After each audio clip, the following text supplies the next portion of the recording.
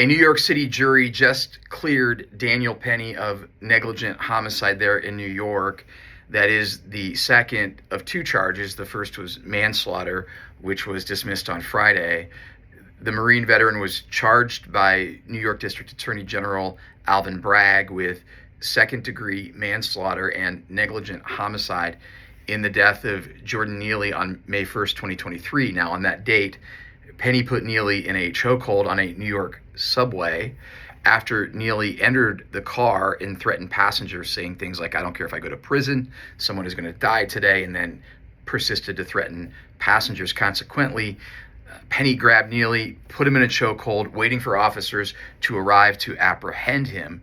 Now, I have tremendous interest in this case and have from the beginning. My interest has heightened over the past couple of weeks after I learned that former Deputy Attorney General, State of Ohio, Mark R. Weaver, friend of the Windsor Report, has been consulting Daniel Penny from a communications standpoint throughout this process.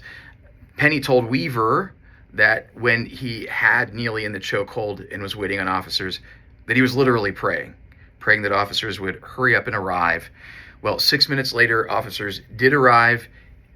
Neely was still alive, but in a condition that warranted officers doing chest compressions and other interventions. And of course, Neely later died. The manslaughter charge was dismissed on Friday by Judge Maxwell Wiley at the request of prosecutors after jurors said they were deadlocked. Some viewed that as a strong-arm attempt by Alvin Bragg against the jury, removing that harder-to-prove charge, manslaughter, but refusing to dismiss the case and keeping the lower standard, negligent homicide, in play with the hope of getting what appears to be a seriously desired conviction in this case, a case that has turned into social justice for some people, a two-tier justice system for other people. It has certainly aroused the attention and support of many people.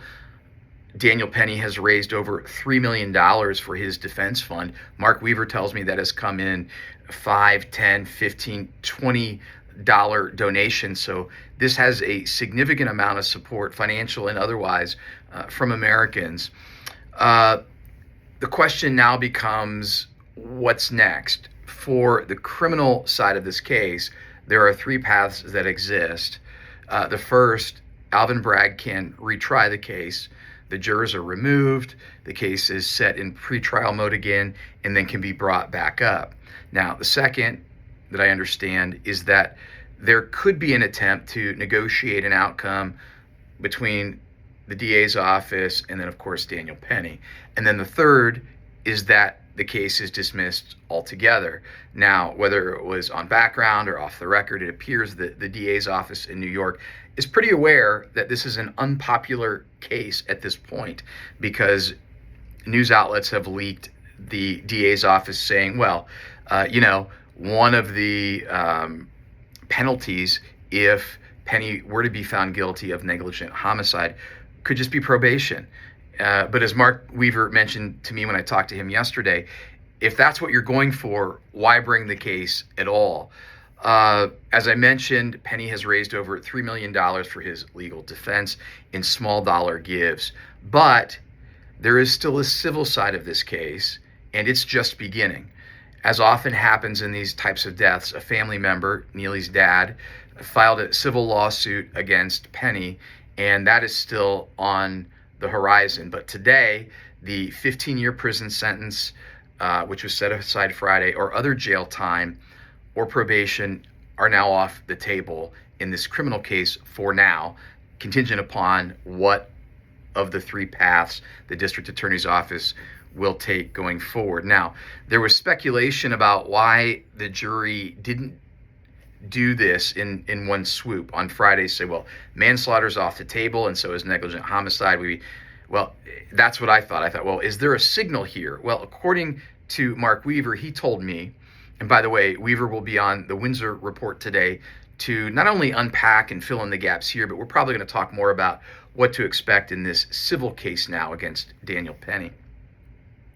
But Mark did tell me that this happened the way that it did because Judge Maxwell instructed the jury in a way that is non-traditional. He told jurors before deliberations that they were to consider the higher standard charge, manslaughter, first, and they would be in unanimity before considering the negligence charge. Well, when they were deadlocked, that's why they came forward, and then the prosecutor said, well, look, instead of a mistrial, we'll just dismiss that charge and we'll go after the negligent homicide. And then the question is, well, how were they deadlocked on the higher standard and then unanimous in this negligence piece? Well, good question. Maybe it was, look, we're going with this. I don't know. I'm not in the head of the jurors. But there are some things to consider, and things that Mark Weaver and I talked about yesterday that really went into trying to be predictive on this case. And I want to explain to you the way that I had it explained to me, because people will ask, well, what's the difference between manslaughter and negligent homicide? Well, it's mindset. It's mindset. There are 4 levels in murder cases, despite being called different things in different states. The 4 classes are premeditated, and the example that Weaver gives is you have a knife and you know where the person that you're going to murder is going to be, and you show up where that person is with your knife and you plunge the knife into the person's heart and the person dies. That is premeditated. It's intentional. Well, the second is intentional but not premeditated. So essentially, maybe you're walking down the street, you have that knife, and you see somebody and they just disgust you the way that they look and the way that they act. And so go, you know what? I don't think people like that should live. You plunge the knife into the heart, and then that's intentional. Well, reckless would be that third tier. And this is where manslaughter is. Reckless action would be like if I were walking down the street with my knife, I have my buddy with me, and I go, hey, see that guy over there? I'm going to whiz this knife by him and try to scare the Hades out of him. And in doing that, I hit him in the heart and he dies. Well, that would certainly be reckless. And then this 4th standard, which is negligence or negligent homicide in this case, would amount to taking action that doesn't amount to reckless. Like I didn't throw the knife at the guy, but I failed to perceive that my action or inaction would cause death. And so the example that Weaver gives is, let's say that I have that same knife, but I'm going to go whittle some wood at some class, and I'm walking down the road and I have my knife blade open, just looking at it to see, is this really sharp? And I'm trying to get the light on it the right way, and walking toward me is someone, the path narrows, and then I accidentally, turn the blade this way and stab somebody, that person dies. Well, that wouldn't necessarily be reckless, but it would be negligent. And so people go, well, how are they considering it reckless but not negligent? And that's a great question. Maybe they were just like, you know what, I'm kind of done with this, and I'm going to go on over to the side to have a unanimous decision. But there are some other circumstances that need to be considered here, and that primary one is the medical examiner. And the medical examiner is who determines the cause of death and should do so based on an investigation. So if you're trying to determine, was it premeditated, intentional, reckless, or negligent, maybe one of the things that you have to think about is when you look at the circumstances in their entirety, maybe it wasn't negligent, because maybe there isn't proof that what Penny did caused the death. Why am I saying that? Because the medical examiner concluded that Neely's death was a homicide, but she did so without considering the investigation and without toxicology reports.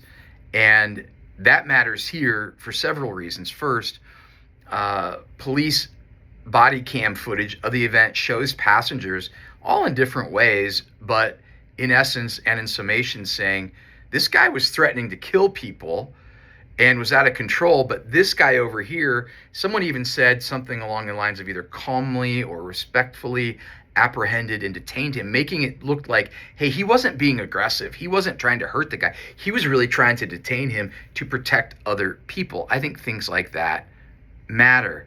And then here's the other piece. The other pieces that are significant to me. Second, the medical examiner made the homicide determination without knowing that Neely was schizophrenic. Now that matters because that creates lower thresholds, more fragility in the body. Also, the medical examiner didn't know before making the determination that Neely was suffering from significant sickle cell anemia, which is a further significant compromise to health, more fragility. And then third, because the medical examiner made the determination without a toxicology report, the ME had no way of knowing that there was a high level of ketamine, or what on the street they call K2, in Neely's system. Now that can elevate blood pressure, breathing rates, and make you vomit and other sundry symptoms. So the medical examiner made her ruling before any investigation, before looking at a toxicology report. And so then maybe there was enough doubt there for jurors to go, well, you know what? And by the way, the medical examiner's testimony included a statement along the lines of, I don't care if there was enough ketamine to kill an elephant. It was Daniel Penny's fault. Maybe that didn't bode well with jurors. And keep in mind, the prosecution, Alvin Bragg's office, also referred to Daniel Penny as the white man. And so they were perpetuating, going forward with that identity politics in a courtroom, which really is, justice should be blind. And maybe that didn't bode well.